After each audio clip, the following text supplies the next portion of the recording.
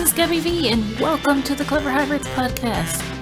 Every season, we interview 12 bilingual professionals from around the world to hear their tips and to help you thrive in this multidimensional world. Let's jump right into the episode. So we're here with Andile Nopapaza. This is going to be our first interview with someone directly in the motherland in South Africa. So we're happy to have you with us here, Andile. Thank you for taking the time out of your busy day. Thank you so much, Gary, for having me. It's an absolute pleasure. Yeah, this is going to be awesome. Even in the pre-interview we did before we started recording, I had done a little bit of research on you, but then you filled in some blanks and I was like, what? So it's going to be a very interesting discussion. I hope it will be. I'm very excited for it as well. Yeah, South Africans are some amazing peeps, even if you know a little bit of their history. But as a mechanical engineer in training from the University of Johannesburg, first I want to ask how you're doing, because there's a lot of drama going on in South Africa right now with the President Zuma riots, COVID. They already had problems with the legacy of apartheid a little bit. Every country is having some issues that have been magnified by COVID. So how are things over there? I would say things for the majority of what's happening. And thank you so much, first and foremost, for the introduction, for taking the time. We've been learning about each other quite a lot, and I appreciate that. But I would say, first and foremost, the situation in South Africa, it's one where people have taken matters into their own hands in terms of rebuilding. What we are seeing now, it's a bottom-up type of movement where it is the community that's saying, no, not with our infrastructure, not with our livelihoods. We will rebuild our country. It's hard enough as it is. So we'll protect what we currently have. We'll clean up after the mess we have made. Yes, we do make mistakes as a community, but right now it's the time to build. That's what we are currently seeing now as South Africans. There was a period in time where I was very shy to say that I am one because of the chaos that was happening. But after a few conversations with friends and also observing how things have played out, I'll say that I'm proud to be one because I've seen the resilience of our people and how going forward, people who don't have resources, people who don't have the political might, nor the connections are saying, you know what, I have a room in my house and I have children with me who are active and are not going to school. Let's go clean up the neighborhood. So I've been admiring that a lot. Yeah, it's been amazing. Even watching some of the limited stuff we have on BBC, there were people who formed a community watch group and they weren't letting any of the rioters into their neighborhood. So it's a lot of teamwork that's happening. But teamwork is not as easy as it seems. South Africa, just like any other country, is not a homogenous society. It has many different ethnic groups, tribes, people from different backgrounds. Even the country itself has, is it 11 national languages? Yes, that's correct. That's a lot. It's a very diverse nation. And I could only imagine from maybe an outsider's point of view to say, how many languages do you guys have?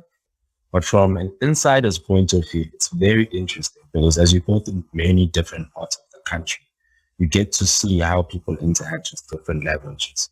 So where I am from, which is almost the economic center of South Africa, Gauteng, the state or the province of Gauteng, you had a lot of people going there because of the gold mines they had discovered there. So now we have lots of other clans that came together in order to work at those places. So what you would often find in Gauteng is maybe their home language, Sesotho, and also that speaks Xhosa, because in that community, your next door neighbor is Xhosa. Many different ethnicities living with each other. And then when you get out of Gauteng and then you go into the more remote areas, then you see more homogenized societies. So now you need to navigate that and know how to handle that. In some instances, you find that people speak their home language and they don't speak any English or. And even for the Caucasian South Africans, there are some communities where you go there and they only speak Afrikaans. That's the only language that they're instructed in school. That's the only language that they speak at home. And the people that they interact with, even as Black South Africans, it's Afrikaans. You might find a Caucasian male or Caucasian female in South Africa surprising you with a a bit of Sotho, Zulu, Xhosa. It's a very diverse and dynamic society. We hear about Afrikaans sometimes in school in North America and Europe, but what exactly is it? It's not a indigenous African language. So what is it exactly? Yeah, so Afrikaans, I don't know what's the correct word. It kind of evolved from the original Dutch settlers who came here in South Africa. If you listen to the Dutch language itself, you can pick up a bit of Afrikaans, a lot of words in there. Sentence structure is almost the same. Even the mannerism in which people speak is almost the same. I liken Afrikaans, Dutch language, and also German language to be almost in the same bucket because they're very direct. There's not a whole lot of euphemisms, if you could say. So it's very direct to the point, very precise. So Afrikaans, it's a descendant. It's very interesting. What about your mother tongue? We're going to try to say thick. Sit. Say it one more time. We've heard it. It's a toss. Sit. Xhosa. This is close Yes. to it. So how about your mother tongue? What is the grammar like? How many speakers are there? It's a toss, as you can tell, has a lot of clicks, but similar to isiZulu, it is very poetic. So it has a lot of idioms. It has a lot of expressions that they use in order to describe a couple of things, a lot of proverbs.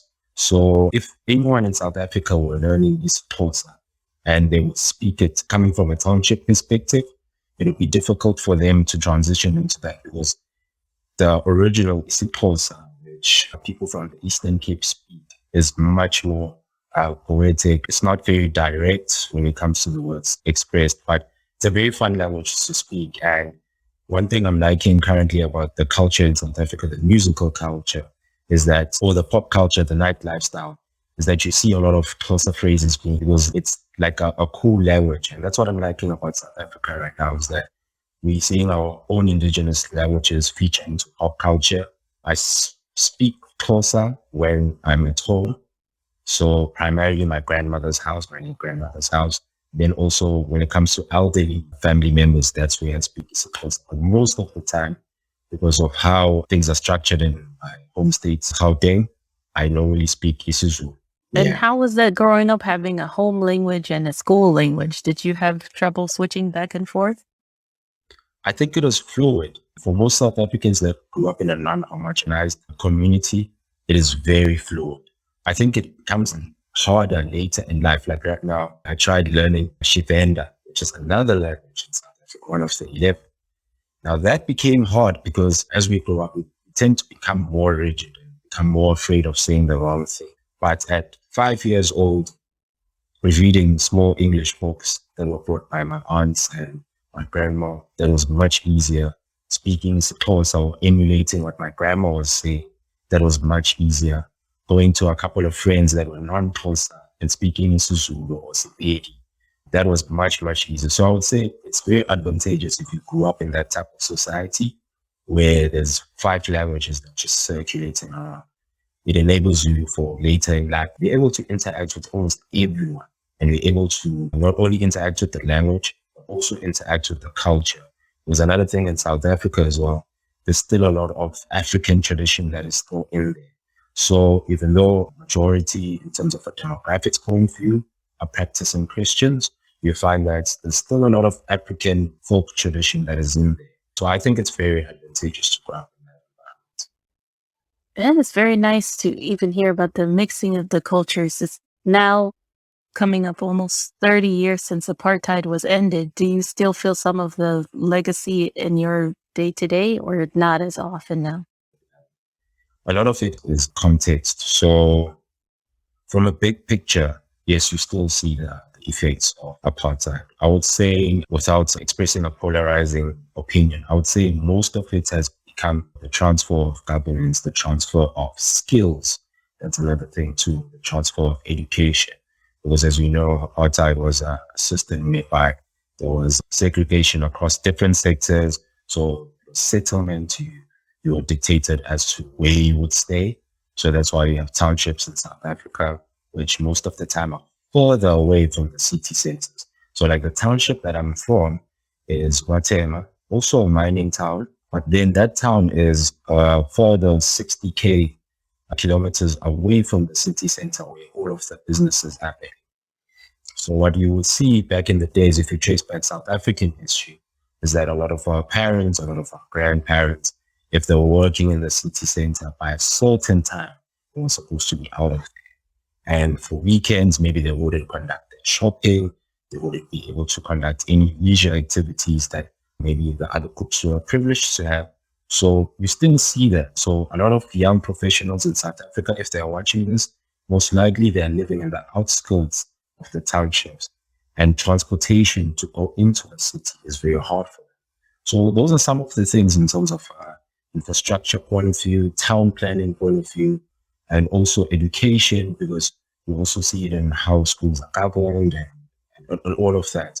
Because another legacy of the apartheid regime as well was that people were capped at the ninth grade. So there were only certain careers that we were limited to do. So I have stories from my grandma.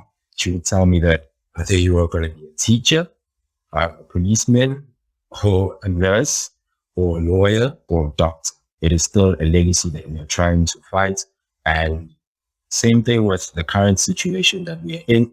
We can't do it only by pointing fingers and further dividing the nation. No, we can just do it by helping whoever we can. So your brother, your sister, going and volunteering and teaching people maths, science, technology. If you can do that, definitely do that. Yeah, definitely. Can't wait to see what you guys come up with next, the next generation. No pressure. Yeah, no pressure, right? We're only trying. Yeah, even trying is better than not doing anything. So that's already a plus right there. Thank you. It's true. But it's amazing how you mentioned those who have had opportunities, they need to go back and share that with the community. A documentary I saw recently with Zainab Badawi that was talking about the history of Africa.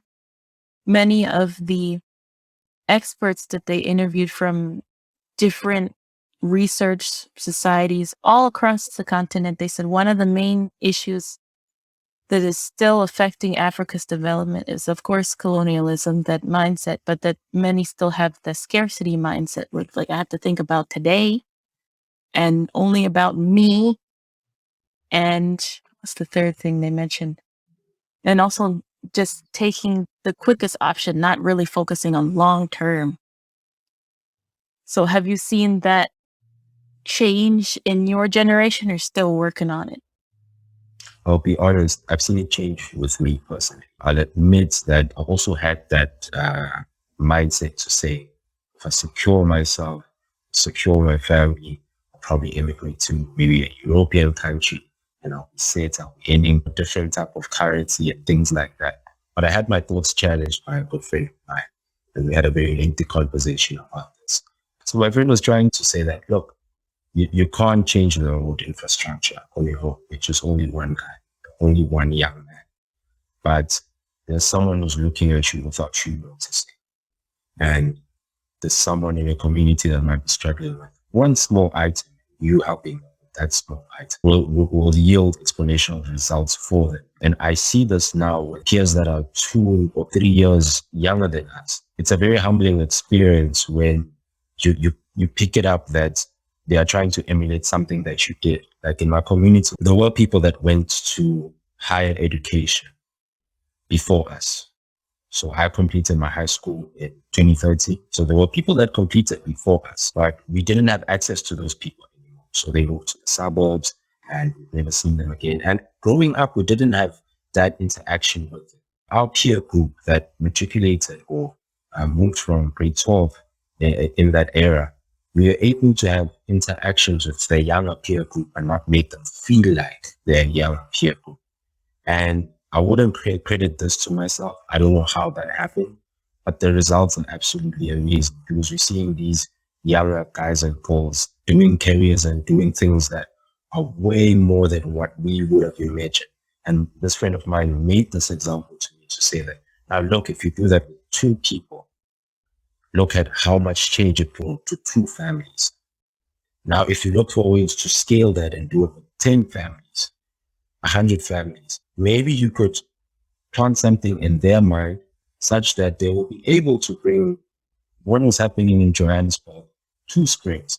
And with working from home and people studying from home, this is definitely what I'm seeing. Being exposed to different ideas because we are more tethered to the internet.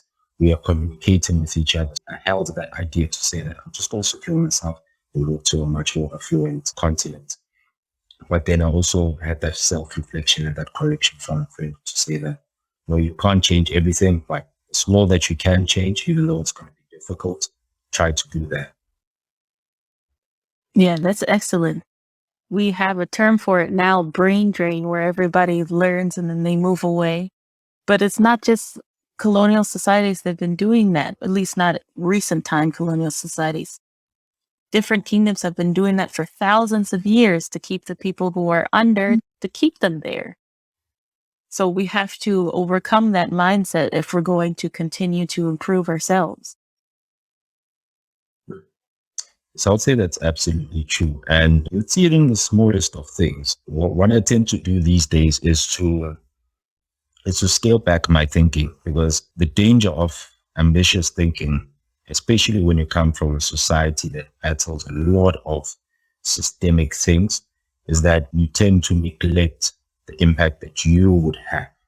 And you tend to neglect small things that you can, right? So the phrase cleaning up your room really speaks to me, because you are then downscaling to say, okay, wait, yes, there is the whole issue of education in South Africa and literacy and all of those things. Yes, there's that.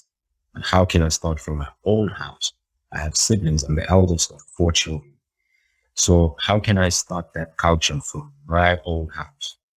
And how can I encourage my own siblings to teach that to their friends? Or maybe their friends see it by mistake and they try to emulate that. And with these platforms that we have, like podcasts and things like that, what can I share on there that someone else can press the share button and share it to another person? So I think with those type of systemic issues, it's best to downscale and network effect to take care of themselves. Yeah, it's a good reminder. You don't have to be Elon Musk or have a million followers or start an NGO to do something. True. That's true. And you've already been doing a lot. You have your podcast, Push Start, and also the productivity tips that you've been sharing on LinkedIn. So we might feel like, it's not anything special, but for someone else, it'd be like, I needed that so much. Thank you for sharing that with me. So you never know. Yeah, even some of these I learned from you. I was like, okay. I had to use this one actually this past weekend because Okay. you had a post about preventing a bad moment from being a bad day, week, month, or quarter. And I had to use that this weekend because we're now almost to the end of year 2 of the pandemic, and a lot of the plans that I had didn't go the way I was thinking they were going to go. And last week I was getting so frustrated. Then I saw your post and I was like, okay, I'm just going to take the weekend and not think about it and try and figure out what is exactly that I'm frustrated about and move on. But that was from your point. So who knows who else that helped, but it did help me. Thank you so much. I wouldn't say I'm the originator of that particular point. Maybe I just took a sound bite from a lot of the stuff that I read, but mostly I would attribute it to Stoicism, Greek philosophy. Yes, it's not perfect how I've been handled in the past 3 years, not 2 years, because I would say the difficulty for me on a personal level started in 2019, right when I started facing difficulty with my studies and paying for them, I would say. So that's where it all started. That's where I stumbled across Stoicism.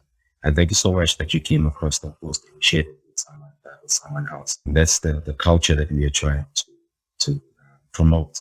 So in essence, Stoicism, and this is something that I included in the link where you asked me a question that I would like to speak about. That there are many different types of languages, and philosophy is a language of life. That's how you perceive it, how you hear it, how you see it, and then also how you speak your mind into it and you speak your actions into it. So with Stoicism, the main underlying core principle would say bad things happen, and bad things happen to everyone. Happens to good people, happens to not so good people. But then again, there are principles that guide you in how to navigate this very changing world. So whether it's global pandemic, whether it's civil unrest, whether it's floods, yes, some of it is not your fault. Some of it you never had guessed how it's going to impact you. But there are certain things, certain principles that you can apply. So, for example, to the issue of not letting a bad moment dictate your week or dictate your month, there are certain instances where a very unexpected event comes into your life, yet you still have to carry out your daily responsibilities. You still have to go to work. You still have to go to school. You still have to tend to your children and all of those things, right? So Stoicism says, no, you don't have to be a stoic. You don't have to be rigid and say, no, this does not affect me. You sit down, you journal, and you write down, okay, I'm sad right now. I'm feeling anxious, I'm feeling angry, I'm feeling outraged, right? So this is something that I've started seeing also with the pandemic. The anxiety is increasing and social media is getting far much worse and it's multiplying. So for me, exercise is my reply, my language to say, I'm not saying anything, I'm not thinking about anything, I'm exercising, and that's how I respond. It's a pandemic, and a lot of things we started indulging in social media, inactivity, all of those things, right? Social media in and of itself, it's a place where we need to practice temperance. So that's where you say, okay, instead of having LinkedIn on my phone, I can have it on my PC. I've seen with a lot of things that we have interacted with in modern days, going back to the basics sometimes is the best thing. As with language learning, maybe you're not ready as yet for the complicated sentence structures. You can start in speaking that language. And not only for linguistics, but also for languages that you need to speak in life and other areas. So, for example, in engineering, someone might say, okay, yes, you post this productivity content, so that means you always know what to do. No, I didn't. The first attempt to study engineering was absolutely horrible because I had gone in there with a fixed mindset. So now then you start learning other languages of managing your life and, getting your things in order and resting and recovery and all of those things. So boiling it down to the basics, for me, that's what I found that in difficult times, hit back onto the basics. They will never fail you. They've carried us so many great people throughout life and they will carry you too. Yeah, that's true. That's always good to remember. Now, for someone who might be in your position, Andile, why is it so important to have short form and long form content available? Wow, that's a very good question. I'll firstly start off with long form content. I'm a big fan of Dr. Carl Newport's. He promotes what is called the deep life. So a life of focus, a life of being very deliberate and intentional with how you do things. So I think long form content teaches you how to do that. Because if it's an interview, you're synthesizing the thoughts of two people that have thought about certain ideas for a very long time. Maybe they have done their research or they have lived it. They have skin in the game and they have lived it. A danger of the current world that we live in with social media, you get caught up in your own thoughts. When you're listening to a podcast, most of the time you're expected to suspend your thoughts and act as a mediator, look from a bird's eye view and watch these thoughts interchange. So while watching or while listening to long form content, I believe for people in the developing countries, it could teach us a healthy way to debate, right? I'm sure you've tried to listen to a podcast while typing something. That is always, for me personally, that has not worked because someone will mention something, a couple of phrases, but now I can't apply the context to it. And that's where I think two short form social media platforms run the risk of making things very black and white, making things very binary, 1 or 0, right? Where either you agree with me or you don't agree with me. And we're going to interact in 140 or 240 characters. Whereas in long form podcasts and long form books and videos, you're able to see the nuance. And then with short form content, it balances out the data that comes with long form content, and that is analysis paralysis, where you're just thinking about things, you don't do anything. Yes, you listen to a 2-hour lecture about productivity, but are you going to implement it or just going to chill out? couch and veg out again. That's where I see short form content bridging that gap to say, look, I have a problem now. This particular problem that I need to solve is me getting out of bed quite quicker. And here's 5 tips podcast to help me do so. And you're like, okay, I'm going to take idea number 5 and I'm going to implement that. I'm going to test that out for 2 weeks. So it enables people in developing countries or anywhere else to take big ideas like accountability, like self-discipline, and diffuse them to small ideas and make them micro to say, okay, from this small bite-sized idea, this is what I'm going to experiment. Yeah, that's a nice breakdown. I hadn't thought about it that way before. Okay. I would recommend Deep Questions of Cowboy Reports. It's absolutely nice. I gotta check that out. Is that a book or is that more of a video series? Where can I find that? Also, it's a podcast. You can find it on any of the streaming platforms. So it's a questions format. So people asking questions about productivity, and he has a deep dive into it. Yeah. Oh, okay. I gotta check that out then. Yes, Let me it's write very it down. Well, Andile, you have definitely blown our minds and given us the other side of South Africa that we don't often see in the news. So I thank you so much for being willing to let us in to see what's really going on. But how can people get in touch with you to learn more about your projects as a mechanical engineer, as a podcaster, as this person passing on knowledge? Where can they find you? Well, thank you so much. First and foremost, thank you so much, Gary, for having me on. More than anything, this was a very good conversation. We focused in on big ideas and tried to make them approachable for everyone. I think that's a very great skill that you have. Another thing to learn about South Africa, we have beautiful coastlines. So this is me marketing South Africa to everyone else. We have beautiful coastlines, we have beautiful mountains, we have beautiful grasslands. There's a lot of animals that you can see if you're that type of person. We have good nightlife if you're that type of person too. So that's another thing that you can learn about South Africa. And yes, you can still have your favorite ride-sharing services and make it to your place-sharing service or Airbnb. You can still do that in this beautiful African country.